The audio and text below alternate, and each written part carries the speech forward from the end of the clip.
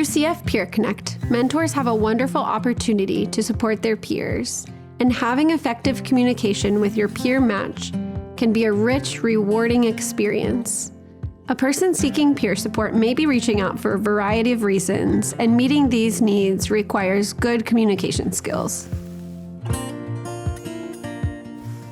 In your first conversation as a peer mentor, spend some time introducing yourself by sharing your background and experiences. Then ask your match to share their story. Find out what topics they would like to focus on during a connection. Having a clear understanding of what they are hoping to get out of the connection will help direct your future conversations. Active listening is one essential element of effective communication. Practicing active listening requires a conscious effort to hear, understand, and remember during a conversation. To show you're actively listening, make eye contact. Repeat and confirm what they are telling you, follow up with questions, and smile. These techniques communicate, "I'm interested in you as a person, and I think that what you feel is important." Another vital component to effective communication is empathy, the ability to share and understand the feelings of another. Effective communication begins once we take the time to understand what the other person is saying. As you become more aware of your own attitudes and feelings, you are in a better position to listen more objectively and compassionately. As a mentor, you are expected to treat all individuals with respect, regardless of age, gender, sexual orientation, or race. Each person has a unique set of experiences, worries, and understanding. It is important not only to listen to the words they share, but to look for other cues, such as their tone of voice and their body language. We all express ourselves differently. Some people may talk a lot when they are nervous, while others may be extra quiet and reserved in a new situation. In other words, we all communicate, but we do not all communicate in the same way.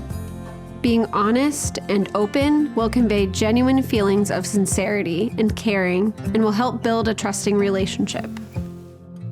Let's look at some things to avoid so that you can be more effective in providing support. Avoid changing the subject, interrupting, making assumptions, or jumping to conclusions. Don't try to fix the situation by offering solutions without hearing the feelings that lie beneath the surface. Also avoid making statements that suggest you are judging. Things like, "If I were you, that's not a good idea. You should." It is also important not to use overly simplistic and unhelpful phrases such as, "Everything's gonna be fine," or "You'll get over it." Now that we've covered some things to avoid, let's focus on good practices. You should remain attentive and engaged. Acknowledge the person's feelings and point of view.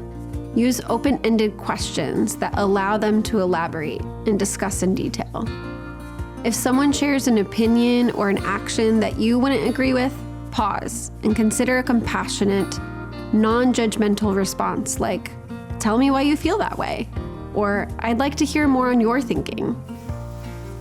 Ask questions that encourage individuals to use their own skills, such as, "What are some good things about that choice?"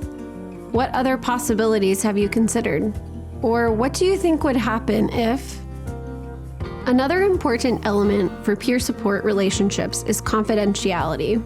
Maintaining confidentiality is important so that you and your match feel safe to freely express your thoughts and feelings. This means that neither you nor the person you are matched with should share details of your conversations with anyone else. Reassuring your peer match that you will not share details of your discussions with friends or family members will help create a safe space for mutual sharing. The art of communication takes practice. Above all, trust yourself. To be a good mentor, you don't have to have all the answers. You just have to show that you care.